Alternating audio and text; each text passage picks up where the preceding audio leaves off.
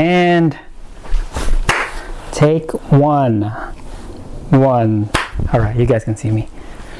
Hey, I want to talk about mental health, and particularly how nobody's talking about mental health.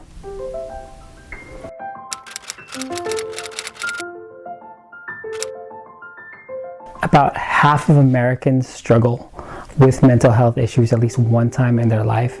5% of Americans actually struggle with mental health on a yearly basis. That leaves us about 40-some million people that are dealing with mental health issues. Yet, it's something that we don't like to talk about. So why is it we're having such a hard time talking about mental health? Well, there's various reasons. For some people, it's just an awkward thing to talk about, along with this natural cultural norm where we like to put on the facade that we're doing well on Facebook, on Instagram. What we post are not the times when we're actually struggling. We actually post the highlights of our lives. Therefore, that's what we see. That's what we project. That's what we want everyone to know. However, it's not the overall truth. That doesn't show the whole story of who we are. Now, could it be possible that someone travels all the time and that's all they do? Yeah, it's possible. That's probably like maybe 1 or 2% of the population though. For the vast majority of us, we get up every morning, you have your breakfast and we go about our day, but there's nothing exciting about it. I'm not going to post every morning about, the water I drank. Oh, that's the stuff. A lot of times though, I'll be honest with you, people don't like to talk about mental health, and particularly about their own personal mental health, because it's just uncomfortable. It's uncomfortable being vulnerable. You kind of have to be open enough to let yourself be seen completely.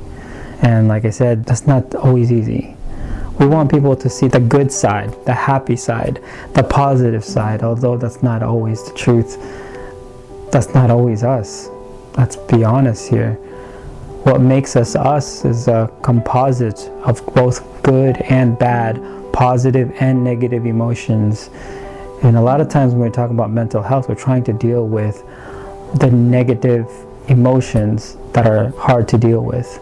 Another reason why we don't like to talk about our mental health is because if I'm talking about it with someone else, it's possible that they'll ask about my own mental health. What if I'm struggling with that? Again, it comes back to being vulnerable. What if it's something that I don't want to talk about? Because it's one, I don't know why I'm struggling with it. And two, even if I know why I'm struggling with it, I don't want to go into my past and to tease that out and let you know that my parents didn't love me enough. There's been people that have been abused. Then there's people that have been abused but aren't even aware of they've been abused. Our mind has a way of protecting itself. We have repressed memories, and if you've ever heard of that, it's basically memories in which, in order for the mind to protect itself from such traumatic memories, it makes it so that you can't recall these memories. So subconsciously, it still exists. Consciously, you can't access it. Minimization, in which we minimize the traumatic events in our lives so that we can cope with it. I don't know if you've seen someone that would smile when they're talking about some traumatic issues in their life, but this is some form of it. People have been taken advantage of by people that were supposed to love them, parents that were supposed to love them, and who wants to discuss these things? They're very painful. And of course, expression of the pain is not always comfortable for people to deal with, especially if they themselves have not dealt with their own pains. Another reason why no one talks about mental health is the individuals that may need to talk about mental health, or to talk about something that's deep down.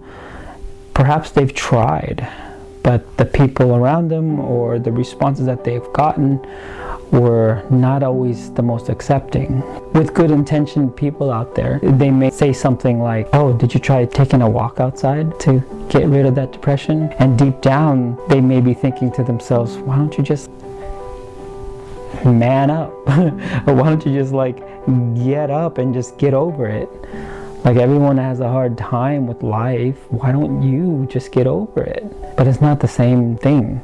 Sometimes depression, sometimes anxiety, sometimes they come about because of a chemical imbalance within the system. Sometimes they can come about because of repressed memories, therefore ruminating thoughts. So it's not always as easy as just, let's just get over it. As a physician, it's easy for patients to talk about their physical ailments, but it's very difficult to talk about the mental, emotional things that they're struggling with. There's no roadmap for that, right? There's no set protocol on how to get mentally healthy. And it's hard because you don't want to disclose that information to someone, a complete stranger, someone that you don't know, and all of a sudden you're talking to them about how you felt as a child. I mean, it doesn't always work. What happened to trust? Let's build that. What happened to rapport? Let's have that.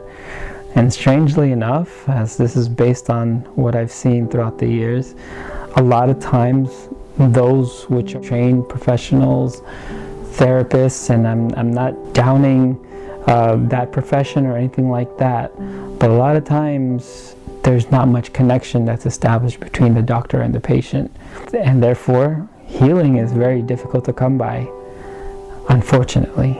If you are one of those that have some things in your past that although you don't want to judge them up, but they are there and dealt with these type of things and you need someone to talk to, I suggest you do try to find someone that you can talk to and try to open up if you haven't tried. I want you to know that the world's a pretty big place. There are people that care. Now, there are well-intentioned people out there. Maybe they don't know how to show the best way to care, but I promise you there are people that care.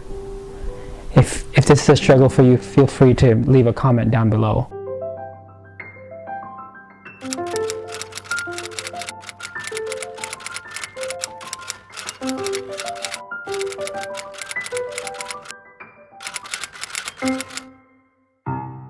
Please like and subscribe because it'll help me out in building this channel. Make sure to spread the word because more people should be talking about this.